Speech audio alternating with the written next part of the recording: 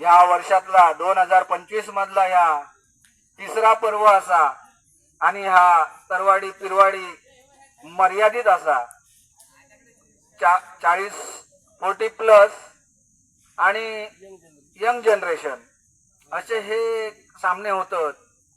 या सामने होण्यासाठी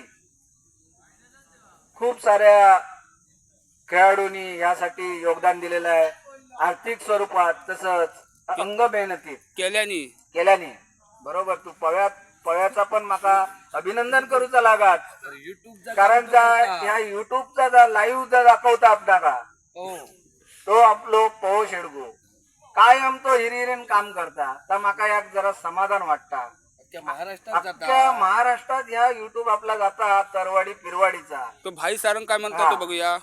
आता भाई सारंग काय बोलता तो बघूया. भाई जो आपलो मार्गदर्शक असा या तिसऱ्या पर्वाचो, त्याचं आता काय मत हा तर आपण जाणून घेऊया, बघूया काय सांगता तो त्याच्याच. हॅलो, या सगळ्या कार्यक्रमात तो जरा आग्रही असता आणि पव्याचा कसा की आपल्या गावची प्रतिष्ठा सगळीकडे कशी पोचात हे प्रयत्न पव नेहमी करत असता. आणि त्या अनुषंगाने आज पण पव त्या धर्तीनं सगळी शूटिंग करता पाठवतात. तो एक आनंद प्रत्येक गावातलो माणूस मुंबईवाल्यांका बघता बघूक मिळता. बघल्यानंतर त्यांना पण आनंद वाटता की तरवाडी पिरवाडीतली पोरं आपली एवढी चांगली खेळतात.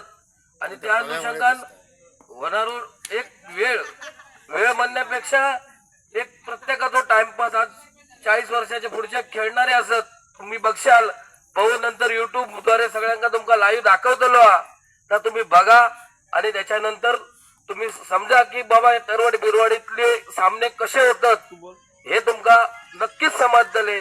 पव्याच्या माध्यमातून समजले. एक याप्रमाणे पव्याचे पण आमका आभार मानूक होय आमच्या ह्या तरवाडी पिरवाडी ग्रामस्थांच्या वतीने. ठीक आहे, या पुढचे सगळे सामने तुम्ही बघा आणि आजचा एक मटण खाऊ घ्यावा. थांबलो आता थोड्या वेळात सुरुवात होतलो. सगळं ओपनिंग झालेला. अजित कांबळ्यांचे असते नारळ फोडलेलो असा. जेव्हा आता पाहू तुमका दाखवीत. पव्यान लाईव्ह शूटिंग केलेली आहे ती युट्यूब वर पाहू टाकतलो, ते तुम्ही बघा आणि याचा आनंद घ्या. रात्रीचे 2 वाजताले या सगळ्या खेळा का साधारणतः 10 वाजता जेवणाचा कार्यक्रम मध्यंतर त्याच्यानंतर हे परत खेळतले. आता सुरुवात होतली आणि थोड्या वेळाने परत खेळतले. धन्यवाद.